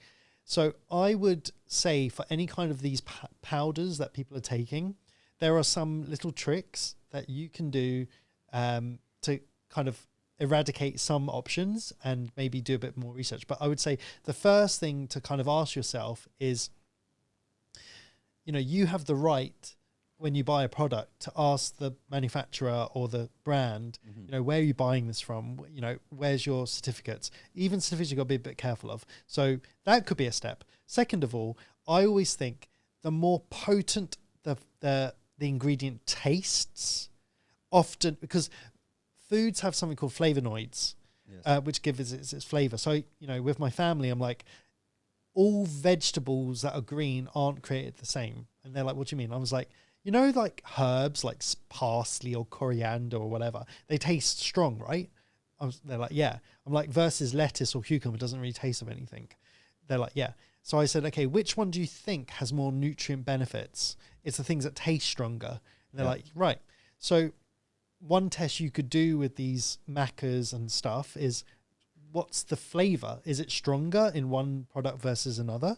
Second of all, you can take products and get them for very cheap tested for things like heavy metals. If you take your health seriously, you can go to a lab for about, here in Thailand, for about 2,000 baht, which is about $60. You can get it tested for different heavy metals and pesticides. That's usually the certificate of analysis. Yes, and but you can do that yourself. You can, but it's most of that stuff that they're testing is going to be pesticides, and heavy metals, lead, mercury, heavy metals, and E. coli. Yeah. But in terms of the quality, whatever those, let's say, biomarkers are in that product, and every product has their own. I mean, I know ours for mushrooms, and I'm sure Spirulina has theirs. That information does not exist. Yeah. Because the research doesn't exist, because there's no one behind it. Yeah. But I think you mentioned a really good point of like using common sense. Yes, well. So if thing is, your product, so you know what good quality means, but most people buying that product won't know the difference, as you quite rightly said. What's the difference? And they're just seeing lion's mane on a label and they think it's all the same. So I guess you can't really educate the world on this, but you can do your bit to help educate. The only advice I would try to give is do your research. Yeah. Do your own research if you want to look into that, because it is quite difficult. But the thing is, it's so hard, right? It's very difficult. If you look at the average person, we're each eating over probably 200 different ingredients. Yeah, how do you research everyone?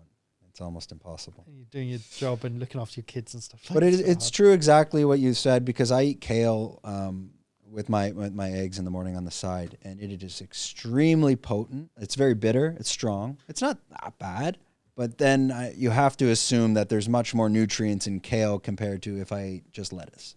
For example, yeah. And so that's a little trick that you can do, but it's not always true. Like something could be high in flavor because it's high in bad stuff as well. It doesn't mean it's always good. Yeah. So, but as a general rule, it's quite nice and quite a simple one. And also heavily, heavily kind of fortified products with loads of additives or preservatives or colorings or flavorings, artificial. If they've got those things, probably that brand doesn't really care about your health. They care about you buying that product and making money. Yeah, and especially if that brand, it's almost 4:30. We'll wrap it up in about 2 seconds, 4:27. Oh, we've spoken for a long time. Yeah, it goes quick. We'll wrap it up in you can edit that bit.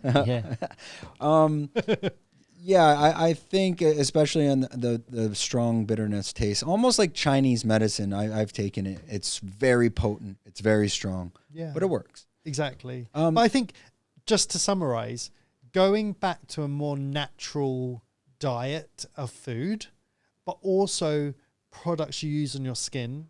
I'm really old school. Like I only use tea tree oil. I use a organic natural toothpaste. I use my own homemade soap, and I use. What about deodorant then?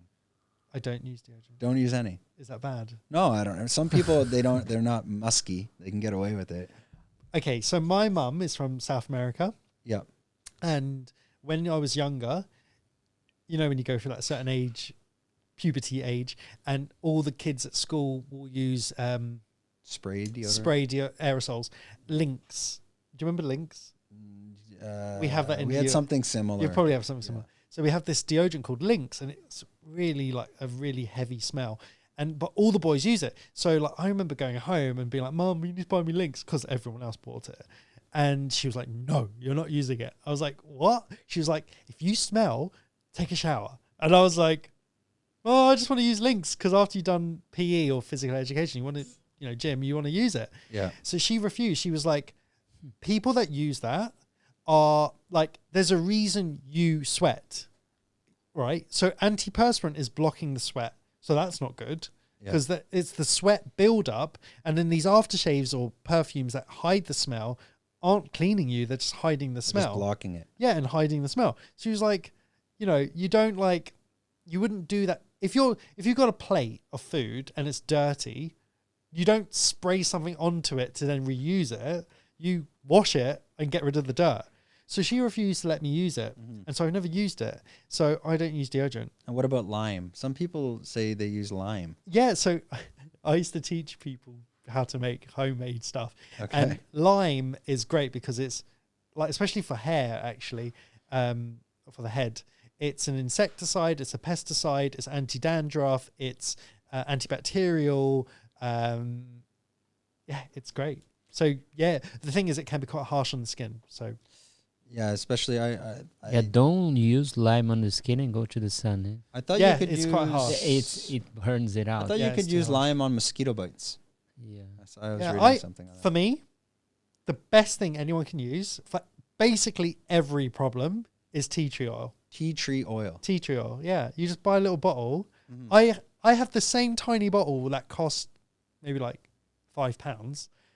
It lasts like 3 years. Like you just, any problem, any spot, any scar, any scratch, just put it on with a bit of water and you just, like if you have a mosquito bite or inflammation, any problem. Really, it's a one, like for me, your bathroom should be like your kitchen cupboard. Like everything you have there should be a natural ingredient, because whether it goes through your skin or through your mouth, it's still entering your body. So I mean, I don't want to get into this, but I don't use any chemical product. Yeah. And shampoos, body shampoos, anything like this. Just use, like for me, I think all of these products are to make money from you. So it's all chemical based anyway. Yeah.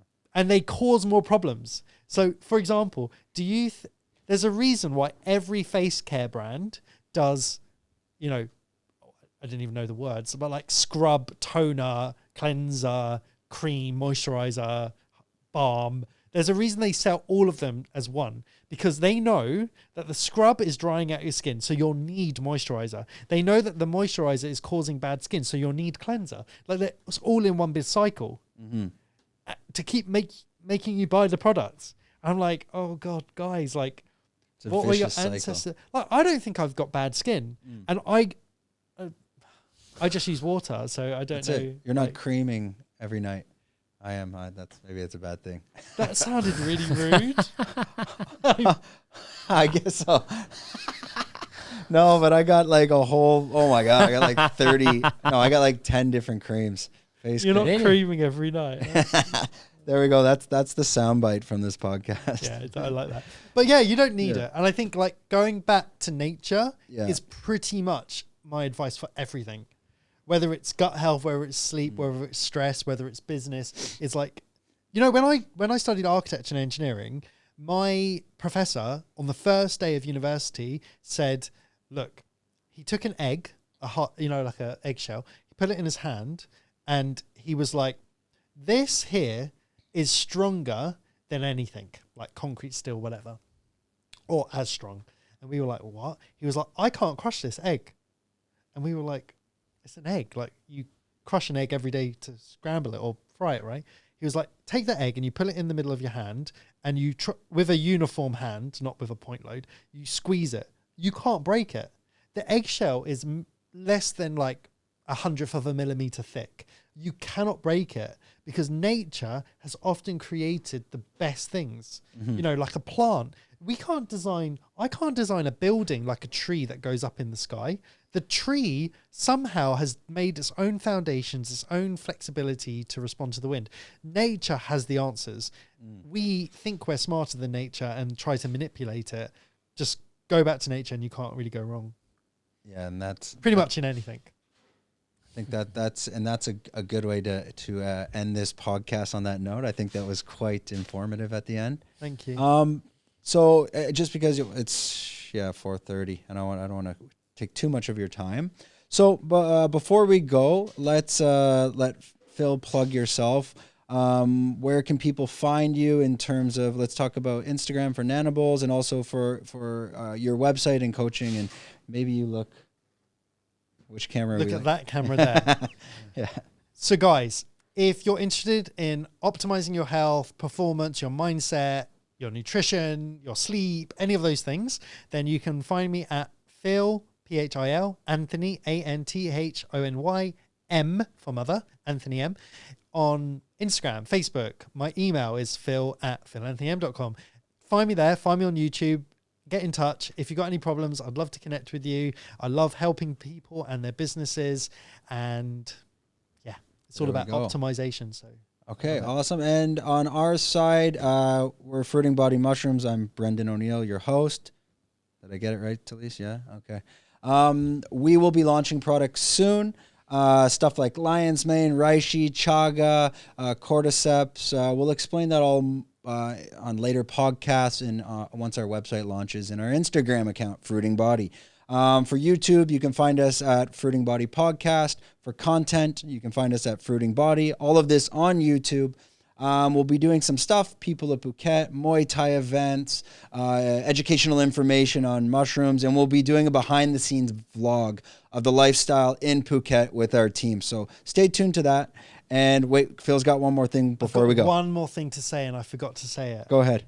And I think this is really relevant to your audience, is over the last year, me and one of my good friends, Craig Burton, he's an amazing coach as well, we've come together to create what we're calling the Blood Sugar Academy. Okay. And it's amazing. We're launching it in a few weeks, which will basically, over a course of a year, it's group coaching, basically it's podcasts, it's reading material, it's FAQ sessions. You can submit any questions on your gut health, nutrition, all of that stuff. It's for less than a couple of dollars a day, and it's for a year, and we're adding so much value to that. And this would be like kind of a set up like a educational program on a website, kind of, these programs you go through, depending on what you're trying to learn, this type of stuff. Yeah, so it's a year-long membership, and we cover gut health, nutrition, quality, timing, and we use the blood sugar monitor as your biohacking feedback mechanism. And the content is everything's personalized. The content is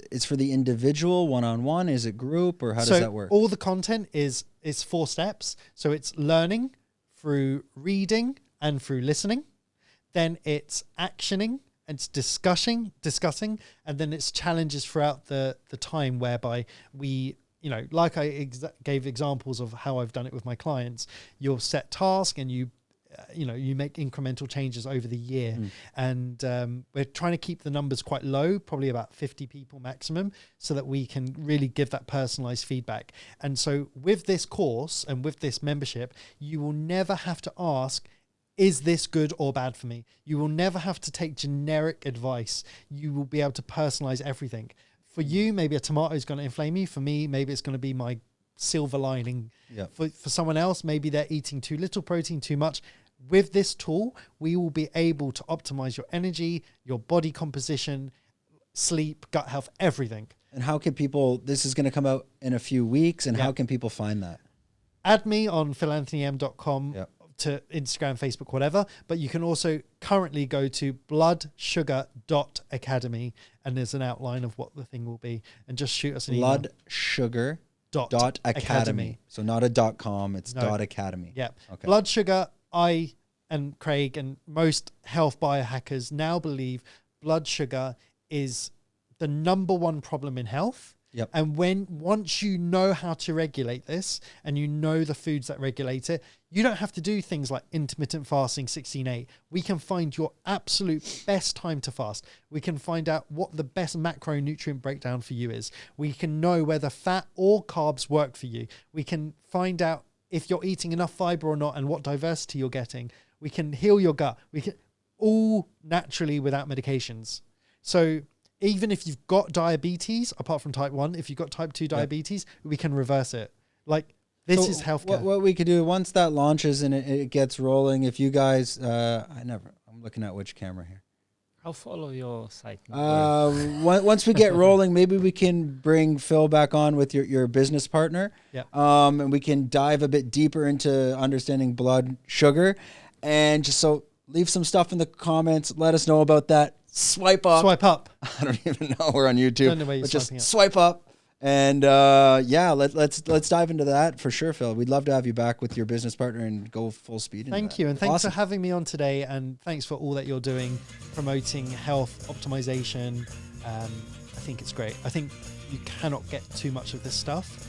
And I think everyone that's putting content like yours out into the world, you know, even if just one person stumbles upon this and can make some changes to their life, it all adds up, that 1% every time. So thanks for and creating great products. Awesome. Too. Awesome, Phil. Thanks. Okay, cheers.